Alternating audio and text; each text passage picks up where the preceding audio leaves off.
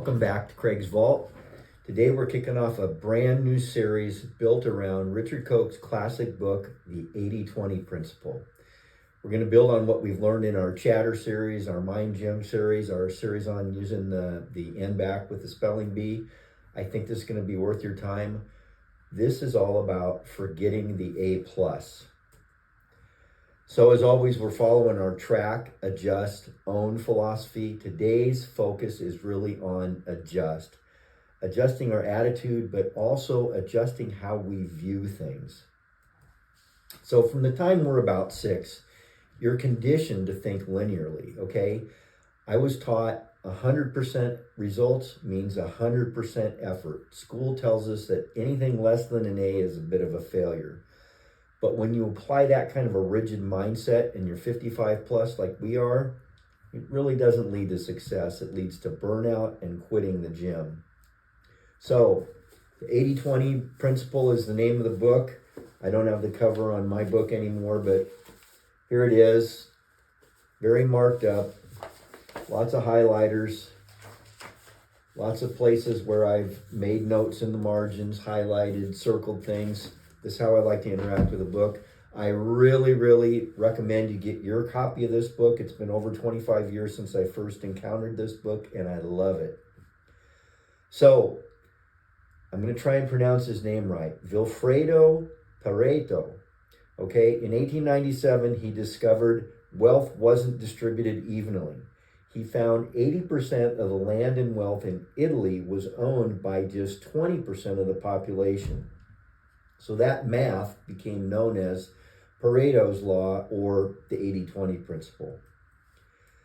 So as Richard Koch points out, the world does not operate in a straight, predictable line. It's completely counterintuitive to us, but a tiny fraction of the inputs that we create, they dictate almost all of our outputs. So most of what we're doing right now probably doesn't really move the needle that much, while a select few actions matter entirely. So let's talk about the tipping point. You don't need massive, excruciating willpower for the rest of your life. I don't have that, okay? I know I don't. Richard Koch points out that when you just focus intensely on the right habits, you trigger a tipping point. Once you cross that threshold, momentum tends to take over. The routine stops feeling like some kind of an uphill battle, and it becomes our automatic, almost effortless new normal. So really the heart of today's lesson is the few things that work well should be identified and multiplied. This is what we do when we adjust all the time in the gym, right?